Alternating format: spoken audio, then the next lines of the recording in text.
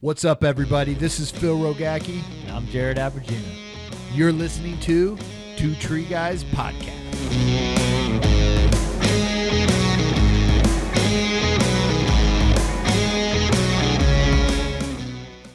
What's up, everybody? Phil Rogacki here with Two Tree Guy Podcast.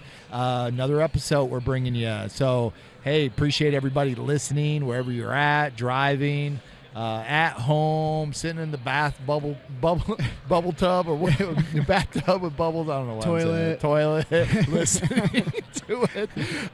We're bringing you another show, man, and you know, I have so much fun doing this, and especially when I hear how it helps people and out in the industry, and the calls I get and the emails I get, when I see people tag us in different things, when people come up to me and say, dude, I learned so much.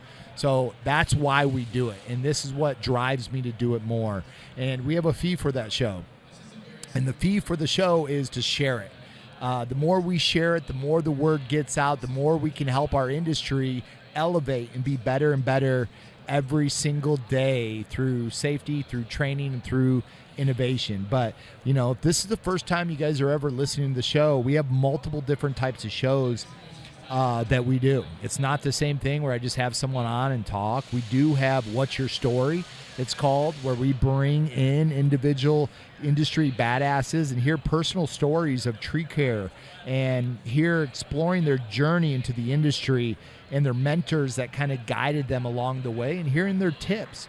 We have our safety talk. We tackle crucial safety messages with kind of real life examples and cautious, and emphasizing the importance of the safety first kind of mindset in our industry, because we want everybody to go home at the end of the day for that. And we have our gear talk. You know, we dive in deep and exploring kind of tree care gear, comparing different products in the market and providing insight into their uses, advantages, what works, what doesn't, what do you like, what you don't like.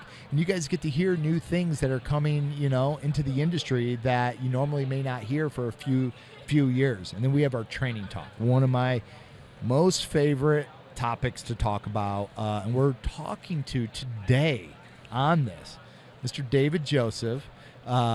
This guy, let me tell you guys, you would never know when you meet him and hang out with him. He is a world-class speaker. Settle down. Well, I'm telling you, I've listened to him. Gave me chills all the time. And he's been teaching what year are we on TCIA you've been teaching? I think 19 was when I first started. But 19? I think it was 19. So last 4 years you've been speaking Yeah, here. last 4 years. Last 4 years. They invite him back. And sometimes they don't invite people back. So that tells you a lot for that. But our training talk is we do comprehensive kind of training sessions, sharing valuable insights to help you guys kind of refine your skills, adopt new techniques, or just maybe all around be a better individual or leader or salesperson that's out there. And today we're going to be talking about developing a culture of accountability within our industry, within your work, maybe within your home life, whatever it may be, you know. Parenting. So, dude, this is a parenting talk too. This is a parenting talk. All you parents out there. Yeah, so I'm glad you're on the show, man. Even though you don't listen to the show, I listen. You jerk. You That's jerk. gonna change. You're like, what is this? Two Tree Guy Podcast? I've only known him for like, I don't know, 30 years. Dude, yeah. I'm a terrible human. I'm sorry. Man, terrible human, guys. But hey, it's changing today. I'm gonna go back. I'm gonna listen to all of them.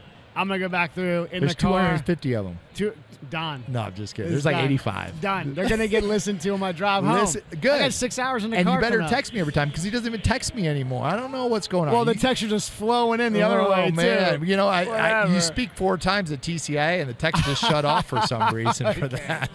Okay. No, but you know, David, we go way back. We do. We do run a great tree company in Columbus, Ohio. Yeah. Go Blue. That's fun. We can. He's Penn State. I'm a Penn State guy. I'm a transplant to Central Ohio. Transplant. Pennsylvania guy originally. And you know, there's a lot in your story, and we're gonna dive in some other time on your story. That sounds good. We need to have like 2 hours, maybe I love 3, it, man. maybe just an all-day of talking. Can it be done remotely? I've never done one remotely. Well, I'll come ever. out. We'll do the training out there at the academy. I'll do my whole spiel. Okay. So we'll Deal. But today we're going to hear about developing a culture and accountability. Awesome. So dive in, my friend. All right. So developing a culture of accountability within your company, like to give a little bit of background, I am fascinated with leadership. And just so people out there probably don't know, but I have a tree service, like you said, but I'm also still a firefighter with the city of Columbus. So not just a firefighter, you're a captain. captain. Yeah, I'm a captain. Captain. Yes, I am a captain. I'm a captain with the Columbus Fire Department, Station 16 specifically. My brother's a lieutenant, and I've been on the fire department December, which is crazy. I'll have 20 years in the department, which is hard to believe. Wow. You know, and I only bring that up because I'm just grateful. I'm just really grateful. I am not a leadership expert. Everything I talk about, I haven't mastered any of it. Like all of it, I'm trying to do myself, and I'm working on. You never mastered. I just see you never. It's true, and but I've seen some. I've been around some really amazing leaders, and a classic example when it comes to leadership and accountability is a battalion chief rank. So you got battalion chiefs; they don't actually do anything physically. So that lead by example that a lot of us gravitate to, because we're like, I'm gonna lead from the front. I'm gonna work hard. I'm gonna do the job as hard as anybody can. I'm gonna lead from the front. It's like at some point in time you can't do that anymore, and battalion chiefs are a great example. So you got, a fire scene, whether it's house fire, whatever it is, and a battalion chief is standing there. They're just standing there in the yard, not doing anything physically. And some of the chiefs were like, man, I would run through fire for this guy, right? I love this guy. Whatever he says, like he shows up on scene, takes command. I'm like, yeah, this dude's got it. And I'm like, I'm ready to go. I'm ready to do what and other chiefs show up and it's like, oh man, this guy's here. Like, great. You know what I mean? Like, I don't like this guy and blah, blah, blah. And it's like, well, why do we love this guy and we don't like this guy? They're both doing the same thing. Like, there's no lead by example, So it's just a classic example of, so what makes us want to follow somebody? And that want word's key, right?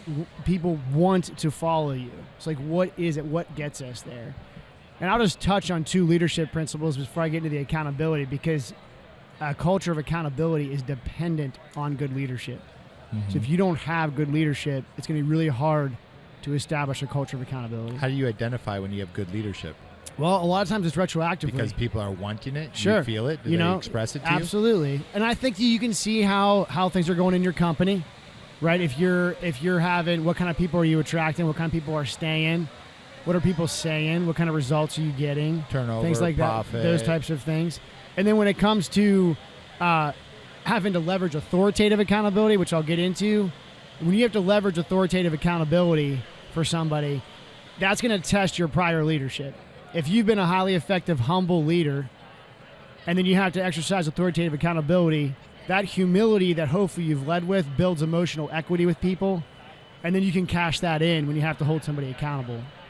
So I think that a lot of times your leadership will be reflected when you have to leverage something and use something, and you'll be exposed. You're going to be exposed at some point of having been a good leader or a poor leader. And if you're exposed to having failed, like, own that and then get back up. When you say exposed, how do you get exposed? How does someone expose you? Like, for example, if you have to hold somebody accountable in your company, because you've had a failure or a breakdown at the self-accountability level or the peer accountability level, and you need to hold them down at an authoritative level, and the response is poor, there's no buy-in, they don't want to do it, they're, the culture's becoming toxic, they're backing up, that's a reflection of your leadership. You know what I mean? So that's something that you have to look in the mirror for, and you're being exposed as having poor leadership in the past. In short, they're going, I don't trust you. Yeah. I don't believe in you. I don't like you. I don't want to follow you. Yeah, exactly. And just with their actions and attitudes, you feel that, and you're going, totally. Hey, this is a reflection of my leadership. And you have to own that. You got to look in the mirror. We got to get out of the habits as business owners, managers, crew leaders, whatever you are. You got to get out of the habit of being like, man, that guy sucks. So maybe you stink. You know what I mean? Like, so you got to look in the mirror all the time, every time. You know what I mean? Maybe the guy does, right? But you got to go from a mindset of like, what did I do in the situation? So those 2 leadership, one's extreme ownership, like Jocko Willnick's book's fantastic. Awesome book. Great book. So owning everything, like you own it. So that's one. And then humility. Those 2 things are required for effective leaders. You got to own everything, and you got to be humble. Humility builds equity. Humility, it comes from a position of strength. People get so confused that humility is weakness or passivity. That's such crap. It's not. Somebody who's truly humble is usually very self-confident because they don't need to be told how great they are. They know inside, so they don't need to be told, so they can operate with humility. They're operating with something bigger, you know. So extreme ownership, humility required for leadership. And then you get to accountability. So this was part of my talk today. And there's actually 3 types of accountability, which I've discovered. You have self-accountability, you have peer accountability, and then you have authoritative accountability, which you kind of touched on a little bit. And the first 2, self and peer, those are what we want. Those produce results. Self-accountability, it's efficient, it's effective. You recognize mistakes when they happen because you're talking about yourself. It's transparent. You can't hide from yourself. You know if you're giving a bad effort. You know if you're hiding something. You can't hide from yourself. Yep. So self-accountability is really, really important. Peer accountability is intertwined with self-accountability. We need peer accountability as well because we work in teams. That's what we are. We were working in small teams. So you got to have a level of peer accountability where you're feeling accountable to the guy next to you. You feel accountable to the people above you. And then peers, I'll camp on this for a little bit. Peers are what change culture. Owners do not change culture. Managers do not change. Peers change cultures. And what I'm saying, I'll give a football example. In my talk, I show a scene from Remember the Titans. Right? Yeah. And you got a scene where Gary Bertier, the linebacker, you have the 2 linebackers, right? Yeah, yeah. And they're adversaries at first. They don't like each other, right? They're best players on the team. They're peers. And then finally, Gary decides he's going to hold his teammate accountable, right? And then the guy, Ray is the guy's name, misses a block. Gary holds him accountable. Julius, his other teammates, like, whoa, okay, like this dude just like did something cool. Like I like this guy. And then they end up becoming galvanized the rest of the story. But what's really key about this scene is you watch the coaches' faces and they're like, Denzel Washington's face is like, oh yeah, this is what I've been waiting for. This is what I've needed. This is exactly. This is the moment where we are now becoming a team. The culture is now changing. And he didn't interject himself. No, he let it happen. The one coach is like, whoa, wait. Let them handle this. Because we get arrogant sometimes and think that we're going to change the culture in our company. We're going to change. No. You might set the table. You might light the match. But it is going to be carried out. It's going to light on fire by the peers. So it's your peer leadership team that changes the culture. So they got to get on board. So your job as a leader is to get them on board. And then this is like the parenting connection. It's like a united front. You know what I mean? Because you want your peers expressing what you want to be said. What's your mission for the company? Those types of that. So you have to have conversations with your people. Yeah. Have that united parenting front where they're delivering the message you want delivered. Because if you're trying to change a culture or change anything, any kind of change, you only present it. Mm-hmm. Your guys, your team is what carries it out. And they need to know there's 2 things that are critical, the why and the how.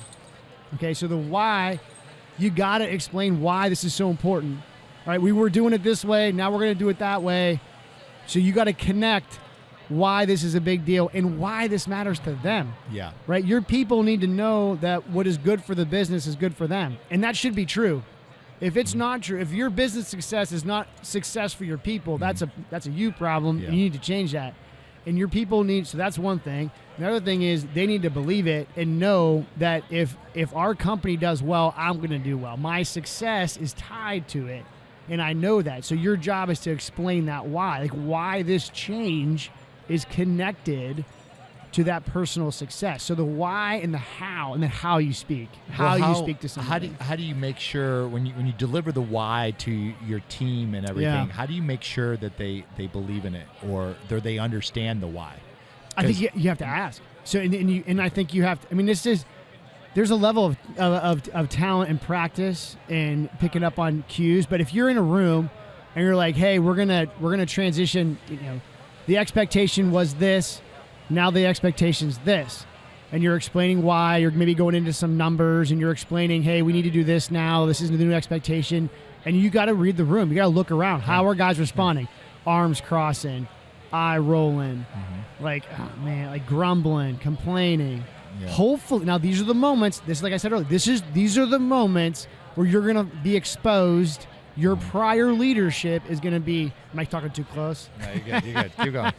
Your prior leadership is going to be tested now. Yeah. You're going to be tested, and you're either going to be exposed or you're going to be able to cash in on some equity that you've built, emotional equity with people. Mm-hmm. So we're making this change. You sense in pushback, and guys aren't understanding the why, and it's in a group setting. You put a time limit on it.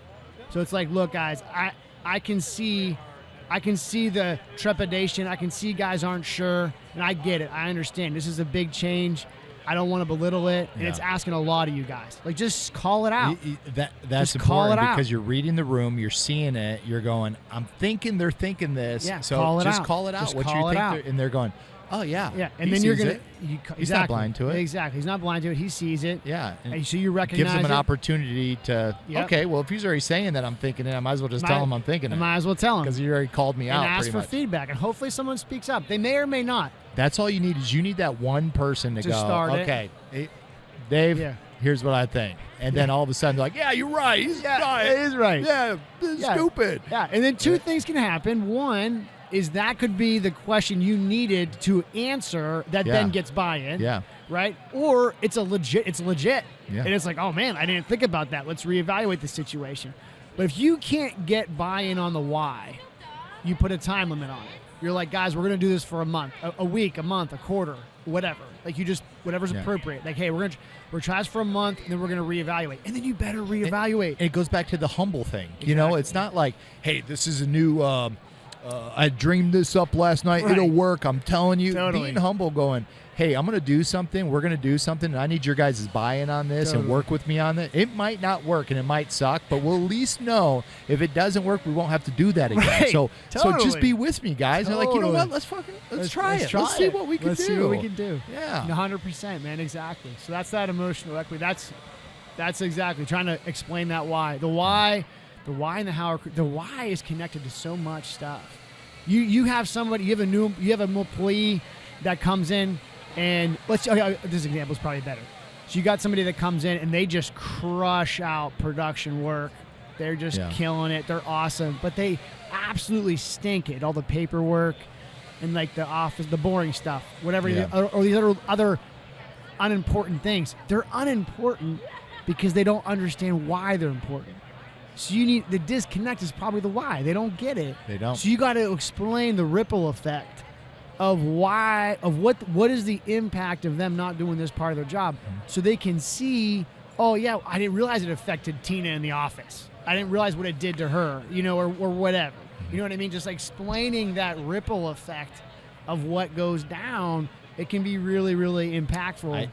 I just had this meeting with my team, and I said, hey, at the end of the day, you have to check off and send over how much work you did. And the reason why that's important, because we have a daily closeout with the leadership team.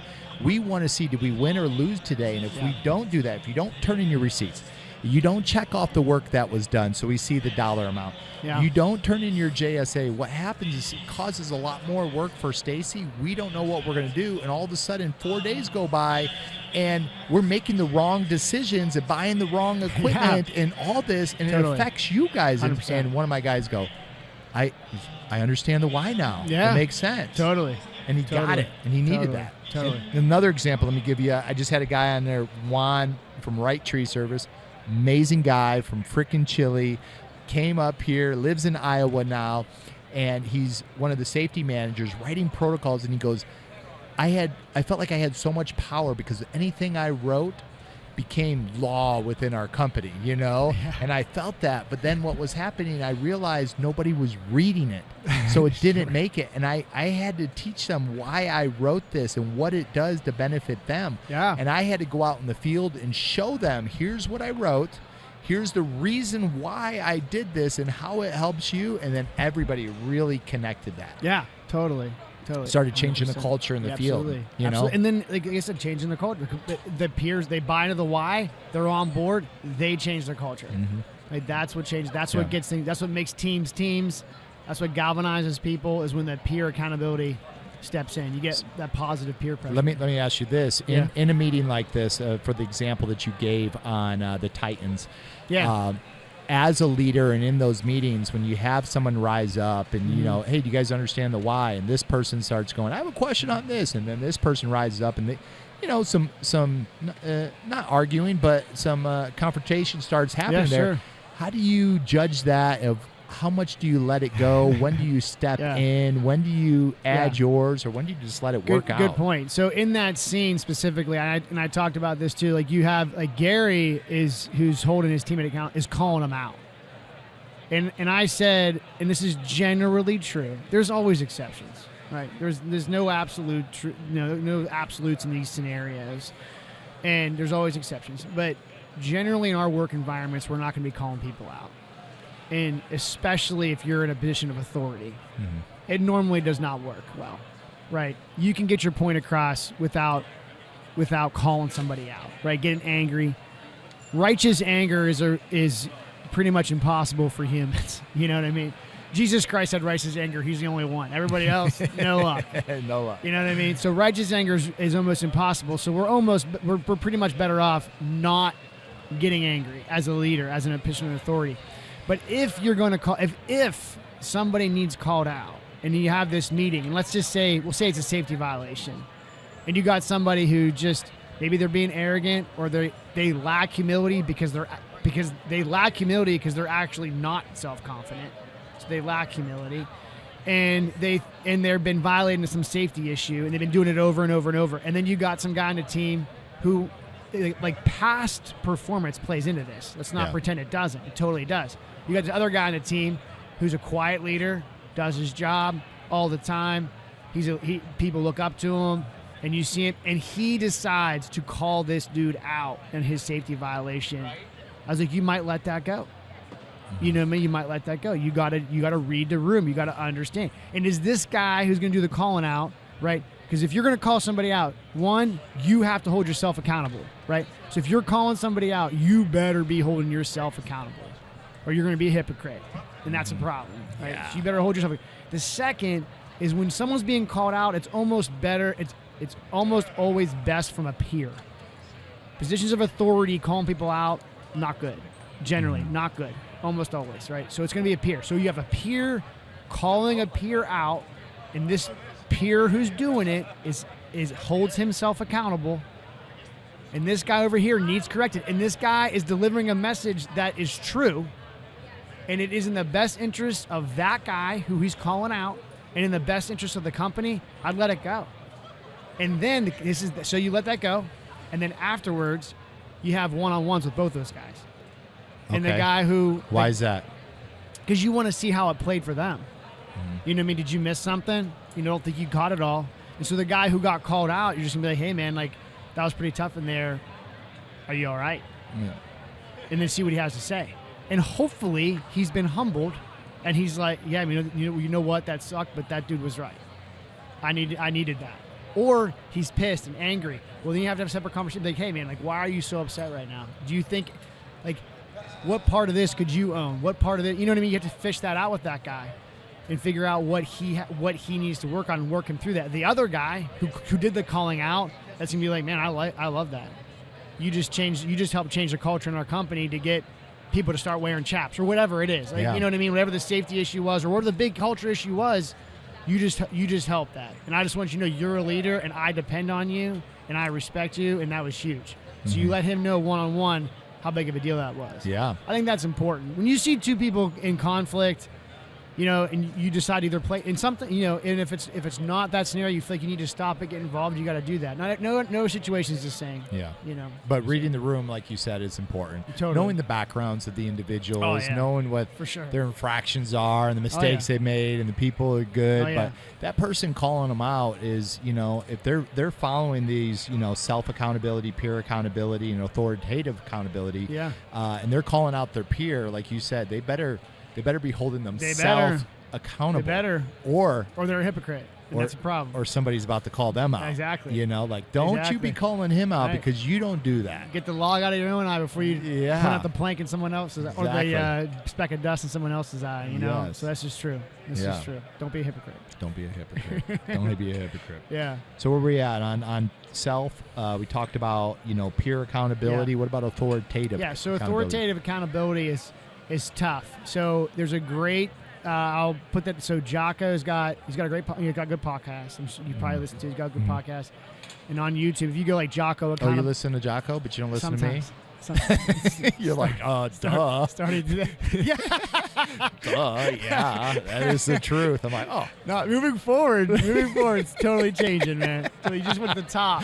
Yes. Just went to the top, baby. Guys, this At the top. It means a lot when you listen to it. I look up to you. Oh, come on. I do. Stop it. See, this is the humble thing he's putting in right now. Stop See it. that? He's on. doing it. No, I do. This is mentor and mentee. As a speaker, you're the mentor, I'm the mentee. as where I first met you to where you are now, I got to watch growth. I got to watch all this happen, and I'm proud of you. I'm proud of your family and your brother. Thank you. I'm proud of the team you put together because that team stuck together. A lot of them are here. And the ones that aren't here are doing amazing things. I If you know. guys are getting in the industry and you want a place just to learn and grow, go to Columbus, Ohio. Hey, that's Joseph huge. Tree. There we go. They will make you on the fast track. Well, awesome. Very kind of you. So, Phil. anyways, I look appreciate up to that. you. I'm proud of you.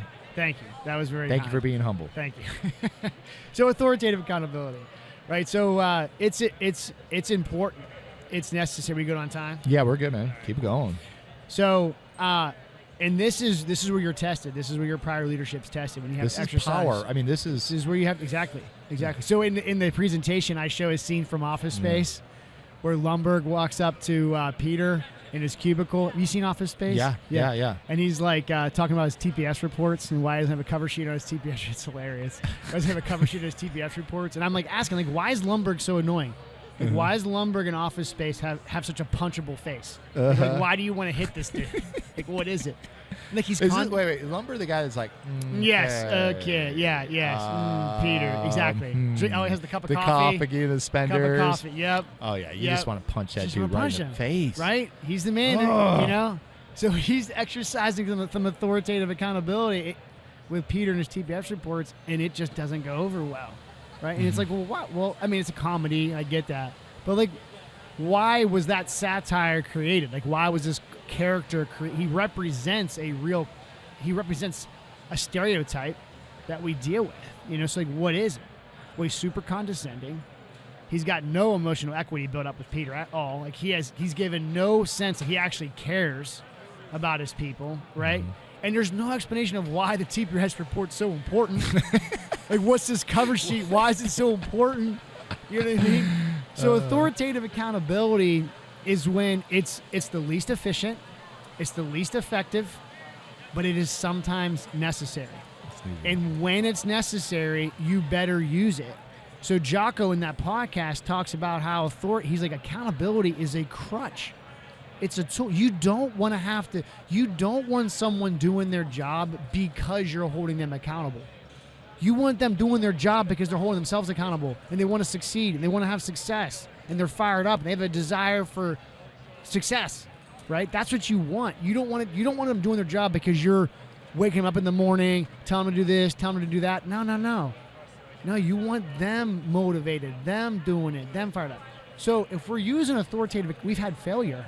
We had failure at self-accountability. We've had failure at the peer accountability, and now it's at the authoritative position. So you got to recognize we've had failure here within the company. So your goal when you're utilizing authoritative accountability is to get it back to peer and self. That's what you're trying to do. You're leveraging authoritative accountability to get it back to peer and self. We do not stay in authoritative accountability. And we explain why this is usually that's the area of the area where the problem lies is one of three buckets. It's either ability, willingness, or what's the other one? Willing, able, I'm forgetting, I'm drawing a blank. So there you go. Willing. Ultimately, in the perfect world, Yeah. if everybody could just do self, it'd be awesome. 100%. Everybody's Self self-accountable. and peer, because we work in teams. You know what I Okay. mean? So self and peer are like, But if every individual in perfect world was 100%. holding themselves accountable, I wouldn't need my 100%. peers to hold me accountable 100%. because I'm accountable. Absolutely. 100%. And then it's the peers that have to make sure because, we're not Yep. perfect and we Peers make make mistakes. change. And then if the peers can't make the change, Then it you goes should- to to the authority. And then the authority comes in to try to redirect it to get that team back Right. together and the Yep. peers and the self. you got to get your Good. Love it. peer leadership united behind the why, and then they execute the change. But you just got to make sure they understand why it's so important. I love it. That's I love the, it. That's the key. That's I the love key. it. That unity in the leadership team is the key. Man, I'm going to turn this into TCIA so I can get my CEUs because this was Perfect. freaking awesome. There Because you you were making go, fun of me bud. not missing, but no, man, this there's so many things are going through my head because this Cool. stuff is good, and when I'm on these shows and doing this, people think I'm just a host, but I'm a student. I'm Sure. learning. Always learning, man. and this is Always. so good. I Absolutely. mean, really, really good. How can you help somebody out there? Where do they Well, find you? What do they do? Yeah, What- just reach out. Well, our company Instagram's Urban Forest Specialists, and then me personally, my email Dave DAVE at josephtreeservice.com. Anybody can email me. I'd be happy to talk to people about any issues they may have, leadership wise or whatever. Dave at josephtree.com. Dave at josephtreeservice.com. treeservice.com. Yeah, treeservice.com. Yeah. Okay, guys. If you have any questions or if this message that you heard inspired and made you better, and you're going to hold yourself accountable, hold your team accountable, more, message them, man. These are when you get those emails and you get those calls and those messages. Like, that dang, say, this podcast is huge. I'm getting blown up here, man. You're like, oh my gosh, Dang I'm it. starting another career. I'm going on the road, quitting the fire department. No, Yeah. this is the fuel that keeps us going and giving more to that. So Awesome. I that's sharing it too, guys. The fee is to share it. So if you got something, you learned something, please share it. Put it out there for somebody. Tag somebody in it. Tag Joseph Tree. Awesome. Tag Dave. Tag them all to be a part of this. But man, Awesome. I'm glad you're on Thanks, the show. Phil. Thank you for It taking the was time fun. and coming Thanks for back asking for me. this. It's awesome. Maybe we'll get you on monthly. Maybe we'll do the, I'd love the that. online. So every month you bring a new leadership message Hey, to the industry. dude, I'm in, man. If that's it, that or maybe legit, just that, fly out to California Dude, once in a that- while and hang out with me. That would legit. I would legit be interested in that. If Okay. that's a real offer. That would be cool. Okay. I'd be down. We'll see how many people share this Okay. message. And then, Yeah, we'll test it. Yeah, we'll We'll test test it. it. So, I get it. Everybody, I appreciate you listening to the show. Remember, Cool. pay the fee, share it, and like always, Awesome. elevate the standard of our industry through safety training and innovation. See you guys. Bye. Love it.